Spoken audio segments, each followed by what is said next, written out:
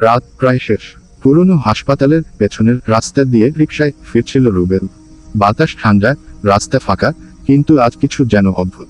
হঠাৎ রিকশার চাকা থেমে গেল হাসপাতালের মরচুয়ারির সামনে। রুবেল নামতেই দেখল দরজা আধ খোলা, ভেতর থেকে ক্ষীণ আলো বের হচ্ছে। কৌতূহল তাকে টেনে নিল ভেতরে। টেবিলের ওপর সাদা কাপড়ে ঢেকে রাখা এক মৃতদেহ, কিন্তু কাপড়ের নিচে হালকা নড়াচড়া। রুবেল কাপড়টা তুলতেই হঠাৎ চোখ দুটো হা করে খুলে গেল। সেই চোখে কোনো মনি নেই, পুরোটাই দুধসাদা। দেহটা কাঁপতে কাঁপতে উঠে বসল। ঠান্ডা ভেজা হাত রুবেলের শার্ট চেপে ধরল।